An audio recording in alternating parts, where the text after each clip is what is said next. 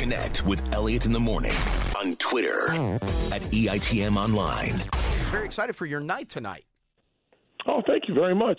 Yeah, this season is fantastic. I'll talk to you off the air. I have so much stuff I want to share with you. But oh, you have no idea. You have no idea. Wait, about what? About what? Nothing. It's gossip. I'll talk to you later. I can't talk to you on the air about it. Okay, that's fine. That's fine. No, but I was good. It's great. Dude, I showed you part of this season. I love this season because it really was, and I say this wholeheartedly, and I honestly, there was no one in charge of the network when we made it. So it is my thumbprint. It is my personality 100%. Well, I was going to say, I've seen the 2 episodes that will air tonight. I've already seen. And so I will say this, though. So, like, for example, the first one that will go tonight, you go to Six Flags New England. Can I ask you something, though? Like, very early on in the episode, was it really hot there that day? Because your shirt is very sweaty. Dude, not only that, it's also a large. Like, if you see, I put that shirt on and I go, it feels tight. And the problem is, I mean, I guess I can be full disclosure. We fired this guy, but he was a big guy too, and he was bigger than me. He's like, it looks good, but he was a hipster, so he liked like tight fitting clothes. And so I go, yeah, but I feel uncomfortable in it. And he's like, no, it looks good. It's a dark color. It looks slimming. And I saw the episode. I literally look like Chris Farley. Like, and then I do the one ride, and it rips the shirt. I love that. When you get off that ride, and the back of it is just ripped to hell. Like Hulk. I mean, the second I sat down on the ride, I was like, I do not feel – the kid's like, put your hands up. And I was like, my arms don't go up. My shirt won't allow it. Was that kid not adorable? That kid was awesome. Is that Sean? That's the kid on that's the Wicked Cyclone, the hybrid coaster, right? Yeah. That kid, when I discovered – when I was walking through and I saw him, I was like, oh, my God, this kid is – I mean, magic. The kid is so hilarious. The whole time through the ride, he's like, "This is my favorite part." Hey, real quick, because I know that was a Six Flags park. Have you done any of the virtual reality headset roller coasters? No, it just started happening when we were wrapping up the season. Yeah, because we're going tomorrow. What? Yeah, we're going to Six Flags America tomorrow to go on Superman with the virtual. They brought the headsets into the studio, I don't know, probably a month or two ago, and it was awesome. But to be able to wear one of those on the ride, we're doing that tomorrow, literally tomorrow after the show. Dude, I am so jealous. You have no idea. I saw you tweet that. I guess you tweeted it yesterday, last night. Get on a plane, dude. Get on a plane. Oh, my God. I have to – the president of Travel Channel is flying out to have lunch tomorrow. Well, then you can't make that. Hey, by the way, you know the other ride that you do in that episode? And I've never been a fan of the ride. That being said, I've also never been on it, but just looking at it, is the swing ride. Oh, yeah.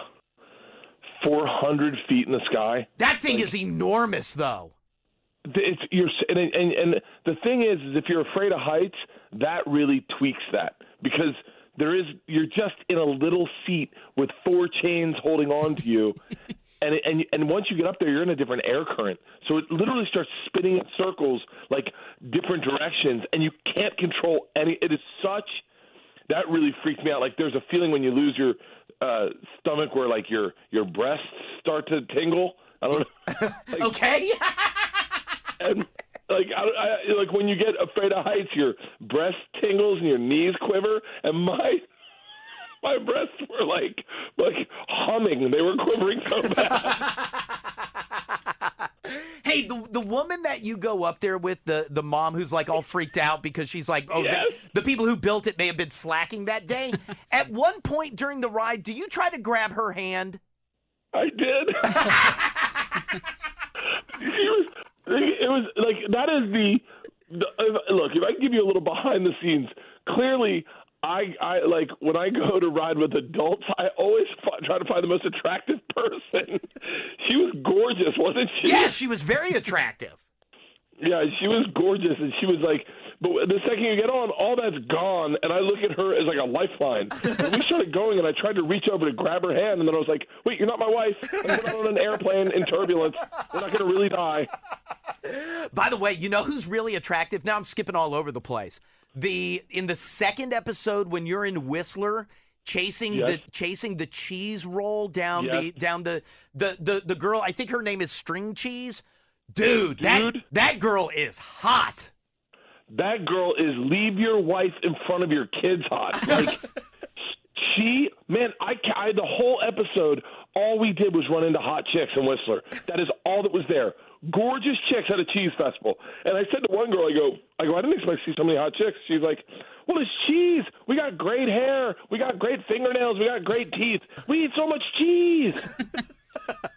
Dude, that chick, it was so funny is she was running late to get up to the top, and we were down there doing interviews, and I saw her, and just immediately, she's gorgeous. So I just go over and I go, this is who's going to win it all. And she wins it. And dude, that is a moment where I do this a lot of time at other people's weddings. Like they're having their moment, and I feel like I need to celebrate. So like they're doing their private dance, and I jump in and start dancing with them. And that is one of those moments. Is she wins, and I literally storm her celebration, grab her, lift her up in the air, and I'm like, "We did it!" I did nothing, absolutely nothing. And the two things that and I love them. I always love when you see the clips on TV of people chasing the cheese wheel just to watch them eat it. Dude, that one chick separated her shoulder. One chick got knocked unconscious. Right? Oh, are you serious? Yeah, they tried to get her to stand up, and she falls over to the side. And I'm like, when girls are knocking themselves unconscious and separating their shoulders, they're gamers. Like. That's a baller. And that is not the level at which I compete. I compete to make sure I go home and have a beer at night. I don't compete to sit in a hospital and go, yeah, looks like I won't be using my right arm for 6 months. And then the other thing, every so often, I haven't seen it on TV that often, but every so often you see clips out of Gloucester when they run on the grease pole, and I swear to God, it looks like so much fun. Fun?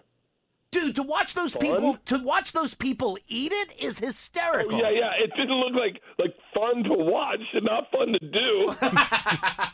Dude, I was terrified because it was we went out the day before to go watch them do it, and man, I mean, dudes are getting lit up. Like, I'd done it 4 years ago, and the guy that went right before me ruptured his spleen. Jesus. And was laying in the water, and they had to get him.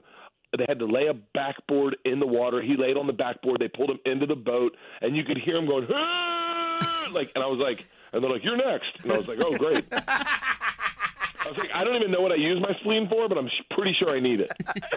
Hey, how was the bobsled ride really? It was terrifying. Was it really? I've always wanted to do that too. I'm telling you, it's safe.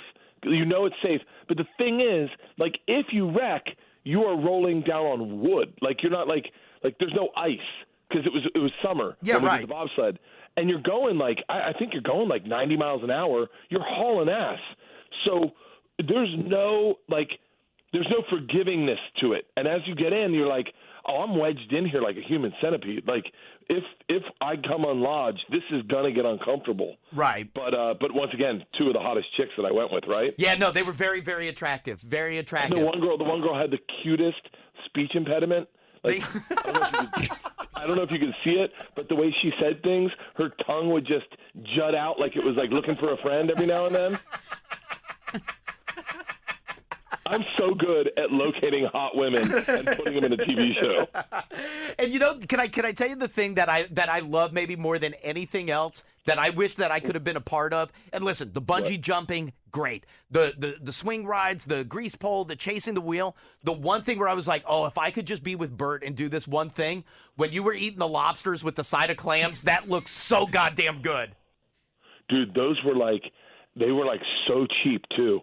And it was one of those things, like, if you go to a restaurant and you're like, I'll take 2 lobsters, they're like, they give you a weird look, 2 lobsters.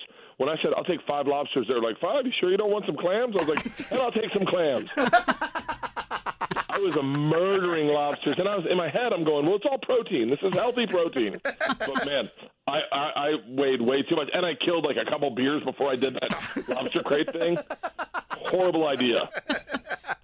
Last thing, yes or no question. Ron White, the podcast. This isn't related to the TV show. The Ron White podcast. Is it worth listening to? Yes. Okay. I got to be dead honest with you. I haven't listened. When I wanted to get drunk with him. Right. But he was smoking a joint the entire time. He had a joint in his hand like a cigarette.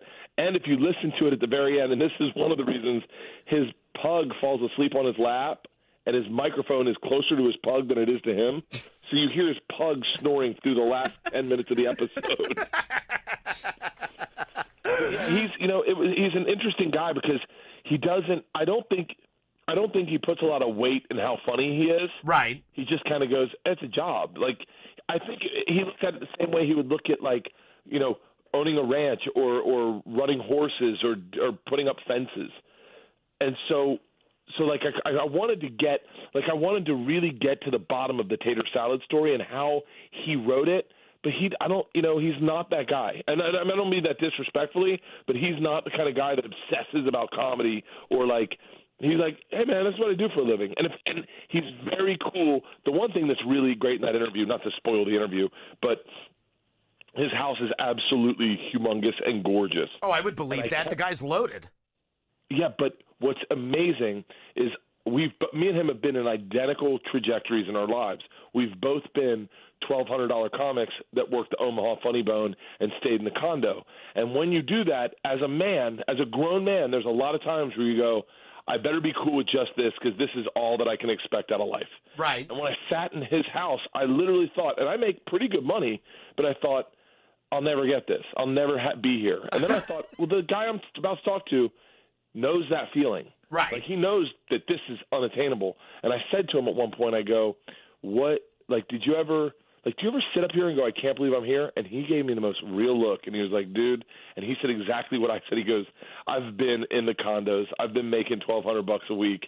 I look and I can't believe I'm here. And it was like the coolest moment because despite as famous as he is and as talented as he is, me, him, Doug Stanhope, Joe Rogan, like Tom Segura, Tommy Johnny, and any comic out there, we've all been at that exact place where you're making $1,200. Right. No one respects you. You're praying to God you can get press. You remember, not to say that I'm big and famous, but you remember me distinctly going into your room with that, $1,200, 2 kids, playing the DC Improv, and you bringing me in and then going I remember Allison going, Elliot never has anyone in. Elliot never has anyone in. And you said to me after the first break, you go, you know why you're here, right? And I was like, no. And you're like, I'm an ATO. I was like, oh, shut up. That's all it takes. Just a former fraternity brother. Yeah, I've never gotten to use this. I've never gotten to help anyone that was in my fraternity.